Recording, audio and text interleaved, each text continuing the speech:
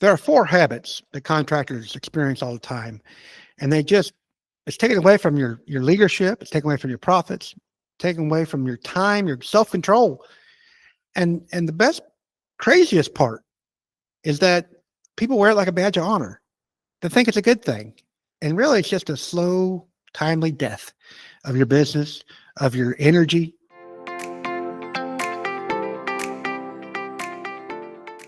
And what are those four habits? Those four habits we're going to cover can increase your profit if you plan it right.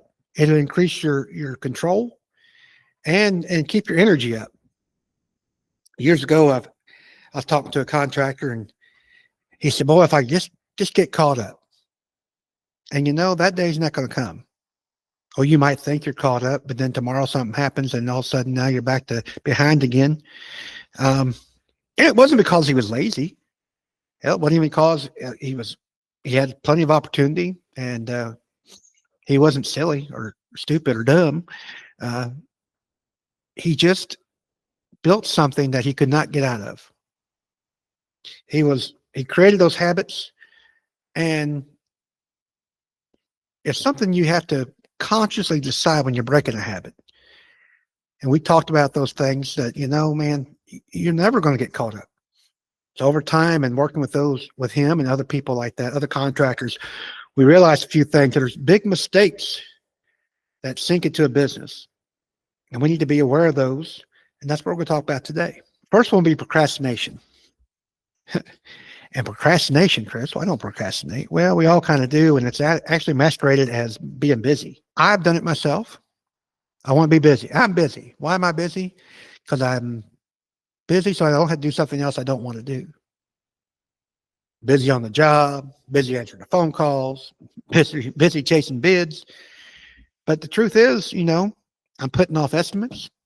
I'm putting off invoicing, building systems. So I'm not busy, putting off uncomfortable conversations you might have to have. That's true. So it's not because you don't care. It's just you might not like it. You're looking for a reason to put it off. That's procrastination. So what do? Well, instead of procrastination, you prioritize.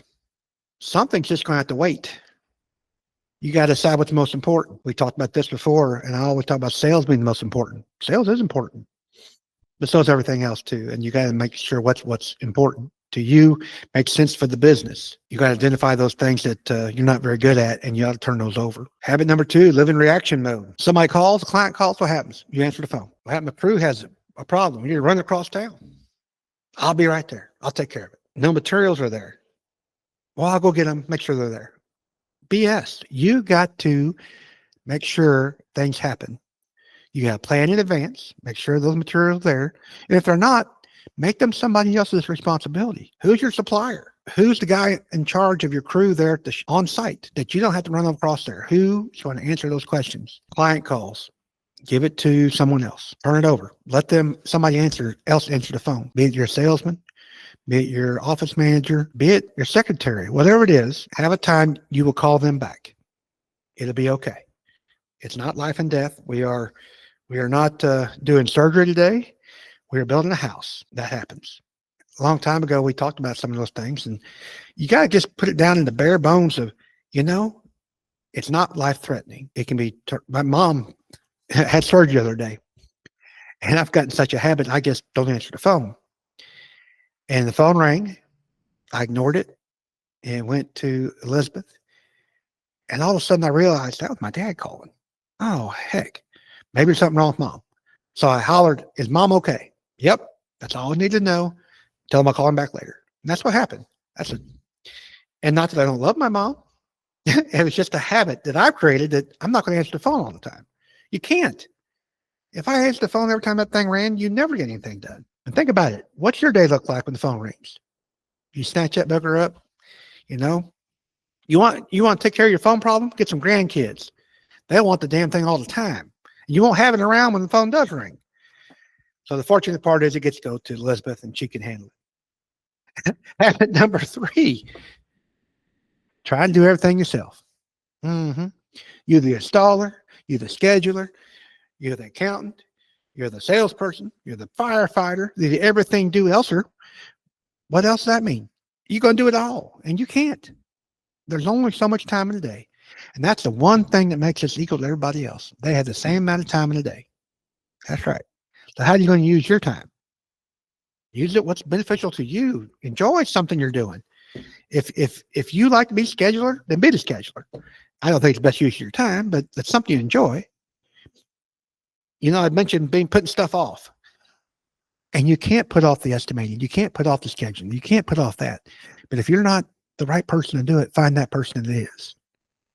Find the person who enjoys that part. Let them handle it. We're going to talk about someday some training and stuff, but make sure that person can do what you can do. Matter of fact, make sure they can do it better than you can do. Keep your energy up for them. Lastly, one of the fourth is ignoring your numbers. What do you mean? Well, I'm talking about ignoring the numbers. You know how much you're spending. You just don't know how much you're keeping. You should know. Contractors love the job. They love seeing what they've done. They don't necessarily, they love the money. Don't get me wrong. They like the revenue coming in. They just don't necessarily know how much they're keeping extra. And we want to keep some extra for lots of different reasons, to grow your business, to expand your business, where it needs to go for tools or for other investments that when we have hard times, when the economy goes down and you got to make plans, some other streams of income, that orchard money trees I talk about, and I want you to have a whole orchard, different trees producing different incomes so that you have a little flexibility in your life. You got to track those costs. Costs are just as important as sales, because if the cost outweigh the sales, then you're not getting anywhere. But you got to know those numbers. Break the habit of just being happy you made it through 30 days. You made payroll. Break that. Get clarity, create confidence, know what you're going to make before you even make it. And when you make more, be even that much more happier. So if you got some habits that you need to break, if you want to talk about ways to break them, stop procrastinating behind the desk, get behind your business and lead it. Stop living in reaction mode. Start planning. That's what I want you to do. Start planning. Can you imagine plan profit, a planned day, and it going the way you planned on? You scheduled it. I live by a calendar. You live by a calendar. Be stringent about what you do. Make sure that calendar stops at 5 o'clock in the evening and not even available on the weekends. That's your time. Now, what's the next step? Well, if you need help with those habits, look down the show notes below. Schedule a time with me. We'll talk about them ways of overcoming that. We'll talk about numbers. If you don't like them, I love them. There's ways to get across that. If you don't like sales, talk about sales. I enjoy sales. If you want to talk hiring people, I'm going to tell you that I don't like hiring people, but you need to do it. And we make sure the right person's doing that. And I can help you do that as well. Those things are all possible. In that show note below, free consultation. And if you're looking for a way to join a community where we talk about this stuff all the time, get daily motivation and insights, contact with other contractors, join Hard Hat CEO in our Facebook group. And because the world doesn't get any easier, then you have opportunities to share with others what's going on with you, and you'll find out that you're not the only one. God be with you till we meet again. This is Chris G, Hard Hat CEO. See you again next week. Bye-bye.